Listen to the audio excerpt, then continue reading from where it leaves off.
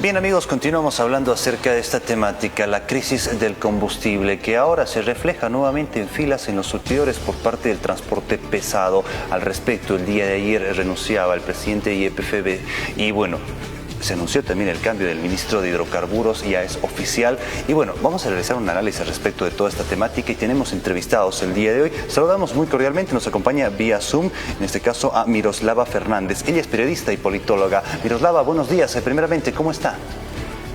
¿Cómo están? Muy buenos días a todos ustedes en TLC y bueno, sorprendida, ¿no es cierto?, por lo que ha acontecido en las últimas 24 horas, en la cual hemos percibido no solamente una renuncia, sino también un cambio de ministro. Miroslava, empecemos hablando por favor acerca de esta situación. Usted bien lo decía, en las últimas 24 horas la renuncia de la presidenta de YPFB ha dado mucho de qué hablar. Posteriormente eso, el cambio del ministro de Hidrocarburos. Al respecto, bueno, se habla de una crisis, una incertidumbre que está quejando al sector del transporte y bueno, lastimosamente se está reflejando ahora en todos los surtidores, no solamente de Cochabamba, sino a nivel nacional. Así es, el sector está viviendo una crisis silenciosa que ya se volvió realmente muy visible, ¿no? Los síntomas son claros, una caída sostenida de producción de gas, recordemos que ya no vendemos a todos los países que vendíamos hace unos 15 años atrás, una menor capacidad de exportación, una creciente dependencia de importación de diésel y gasolina, un problema de liquidez, o sea, los dólares para sostener esta importación, conflictos sociales con transportistas, filas en las estaciones de servicio, reclamos por la calidad de este combustible. Y bueno, el problema de fondo es que el modelo construido desde la refundación del sector ha desincentivado la exploración, ha sobrecargado al Estado como operador total y no generó reposiciones de reservas. O sea, que tenemos un país que ya no discute cómo exportar más gas, sino cómo garantizar combustible interno. Eso ha cambiado sin duda el eje estratégico y crítico de nuestro país. Bien, al respecto de esta temática nos llama mucho la atención la carta de renuncia, en este caso la presidenta de YPFB, Miroslava, porque bueno, ella misma ha mencionado que no se esperaba encontrar esta situación y que bueno, al no esperarse encontrar esto mismo, no se podía hacer mucho. Es por eso mismo que también ella ha presentado su renuncia, a propósito de que solamente brindó pocas veces, se refirió hacia la prensa para poder mencionar el trabajo que se estaba realizando y cuál era específicamente lo que estaba pasando en YPFB. Bueno, es realmente lamentable esta situación porque Claudia Cronenbold como Mauricio Medinaceli se puede decir que son personas profesionales que tienen unos currículums realmente pesados, podríamos decir, o sea, solventes, ¿no? Por la especialidad que tienen ellos precisamente en el sector de hidrocarburos. Ayer que una persona haya renunciado y a las pocas horas la otra persona haya sido cambiada por otro ministro, es un golpe muy duro a uno de los núcleos del gobierno de Rodrigo Paz Pereira, el gobierno de los que realmente aseguraban que estaban haciendo cambios positivos por el país, pero qué tan difícil es hacer estos cambios. Entonces, este acto, por ejemplo, de posesión el día de ayer, más parecía un funeral que otra cosa, ¿no?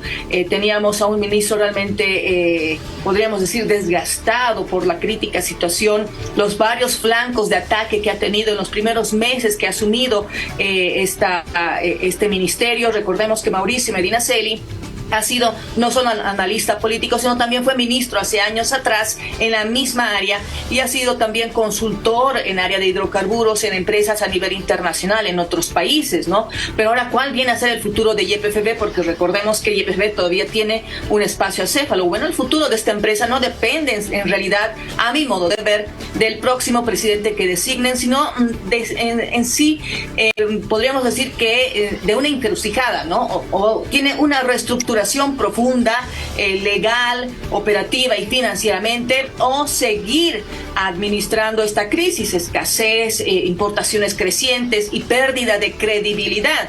En términos concretos, para mí hay tres escenarios, ¿no? Uno que viene a ser continuidad del modelo actual, o sea, más rotación de autoridades, soluciones de corto plazo y dependencia de importaciones de nuestro país. Otro podría ser una reforma parcial, que son los ajustes administrativos, o sea, algo de oxígeno para la empresa, pero sin resolver el problema estructural. o una reingeniería real del sector. O sea, separar roles, abrir inversión, cambiar reglas, que podría ser un escenario que podría estabilizar de alguna forma YPFB en un mediano plazo. Hoy hay que ser realistas, ¿no? Bolivia está más cerca, podríamos decir, del primer escenario, continuidad de un modelo actual. A esto tenemos que sumar también el hecho de que se está preparando y se va a lanzar en cualquier momento el trabajo realizado por Mauricio Medinaceli, que es la nueva ley de hidrocarburos. O sea, recordemos que además que Medinaceli ha estado respondiendo a los diferentes ataques que ha tenido dentro de su gestión de ministro, también tenía que preparar esta nueva ley que va a ser presentada, me imagino, debido a estas circunstancias, en el máximo de un mes. Bien, Miroslava, bueno, al respecto, ese dato es muy irrelevante en este caso. 16 presidentes en 20 años, es lo que ha llamado mucho la atención y por otro lado también hay que mencionarlo y hay que decirlo. YPFB es una empresa que tal vez, está teniendo un funcionamiento, hay que decirlo, que está incapaz de operar, sería el término, si estaríamos en lo correcto. Te soy sincera en este tema, yo asumí la dirección de comunicación en YPFB, me invitaron precisamente el 2006 a los 2 meses de la nacionalización. En ese entonces YPFB no tenía un solo peso, sus POAs estaban totalmente destrozados, uno tenía que pagar de su bolsillo las fotocopias y teníamos búnkers al interior de personas enraizadas que no querían moverse de sus espacios. Entonces, una vez íbamos investigando con nuestro personal, al menos el que yo tenía en el área de comunicación, pudimos percatarnos de que siempre fue un botín político. No solamente en el movimiento al socialismo, sino en los gobiernos que le antecedieron al movimiento al socialismo. Fue un botín político en el sentido de que siempre se llevaban los recursos más fuertes, incluso las empresas que antes estaban podríamos decir, trabajando junto a YPFB, en ese entonces, que eran de otros países, por eso se dio la nacionalización. Y cuando entró precisamente un gobierno con el movimiento al socialismo, con una lógica y una ideología totalmente diferente, trataron de alguna forma de cambiar la imagen interna de YPFB. El sindicato es demasiado fuerte, no lo lograron. ¿Y qué es lo que quedó? Bueno, quedó en pocas palabras tratar de construir algo sobre fango. Y eso obviamente no fue una construcción que fuera, digamos, de alguna forma sólida de lo que iba a venir en el futuro para lo que significaba YPFB. Hoy tenemos la factura de esto, tenemos los resultados de esto, porque YPFB realmente, como lo dije hace unos instantes, siempre fue un botín político. ¿Qué implica cambiar ahora de ministro casi al mismo tiempo de la renuncia de YPFB, de la presidenta? Es, bueno, es en realidad una situación que va a denominarse como un vacío de liderazgo, ¿no? YPFB y el ministerio son 2 columnas del sector, y si ambas están cambiando al mismo tiempo, se va a frenar la toma de decisiones, se paraliza las ejecuciones, se profundiza la incertidumbre, y es por eso que tal vez ha decidido el presidente que asuma un viceministro del área de hidrocarburos al ministerio, como es el señor Blanco. Entonces, nos imaginamos que ya van a tratar de evitar las improvisaciones, van a tratar de apagar incendios, mostrar acciones políticas, pero, como lo digo, necesariamente no va a resolver esto el problema estructural que necesita precisamente esta área de hidrocarburos, después de, por ejemplo, una etapa en la cual se hablaba de bonanza, una bonanza que al final no se vio en lo real. Sectores de transporte se están pronunciando, muchos de ellos piden una reestructuración, una reorganización en YPFB, pero aquí la consulta específicamente, bueno, ¿se puede reestructurar una empresa en estas condiciones, Miroslava? Reestructurar una empresa, como lo decía en mi artículo, no lleva, por ejemplo, 3 semanas, 3 meses, 3 años, ¿no? No lo lograron los movimientos socialismo en 20 años. Lo que ellos han hecho es reestructurar de una forma un poco, podríamos decir, acorde a las necesidades del gobierno de turno. Reestructurar una empresa con una visión empresarial lleva mucho más tiempo. Entonces, lo que podemos más o menos esperar son decisiones políticas que acompañen de alguna forma más propositivamente lo que significa el cambio que requiere YPFB, porque recordemos que YPFB es una empresa que prácticamente ha sido el pivote, podríamos decir, de todo lo que ha significado el tema económico en nuestro país.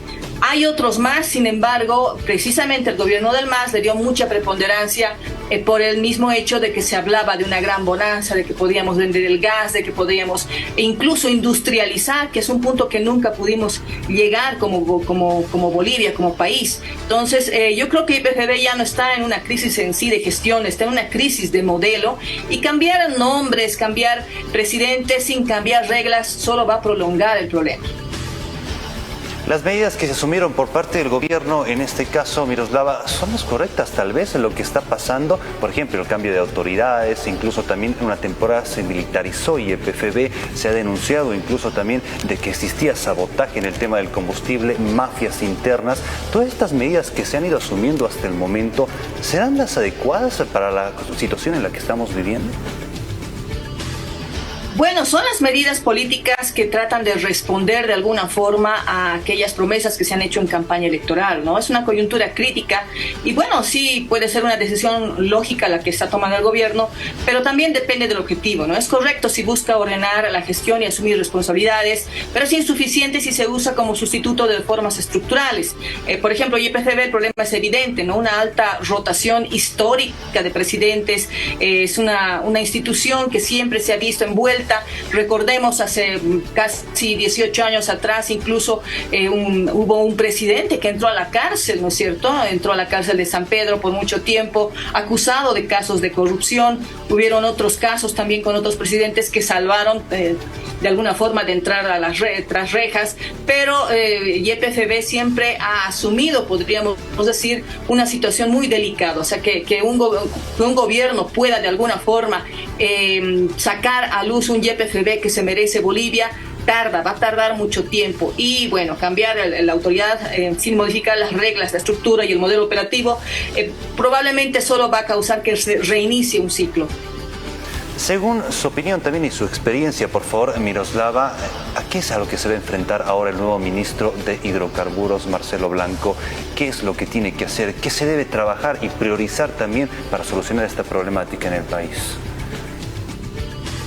Bueno, en el tema, por ejemplo, plantear sabotaje puede tener dos lecturas, ¿no es cierto? En el tema de la gasolina, están presentando las pruebas técnicas verificables, están presentando la evidencia, y bueno, a esto que también ya tiene un tanto de tintes políticos, porque observamos incluso una campaña a nivel de videos que suben en las redes sociales, Facebook, TikTok, Instagram, Twitter o lo que es ahora X, de personas que se filman con el auto y el motor por detrás, haciendo denuncias respecto a cómo ha afectado el tipo de gasolina que ha llegado a sus vehículos y cómo esto realmente está tocando sus bolsillos y su molestia contra el gobierno. Ya está empezando a tomar otro tipo de tintes, ¿no? Tintes, podríamos decir, en el sentido de ya hacer solicitudes como renuncias. Ya se vio el cambio en el ministro de Hidrocarburos y probablemente incluso ya vaya a un tipo de escalada con otro tipo de sectores sociales. Entonces, ¿qué debe priorizar el gobierno? Una transparencia, podríamos decir,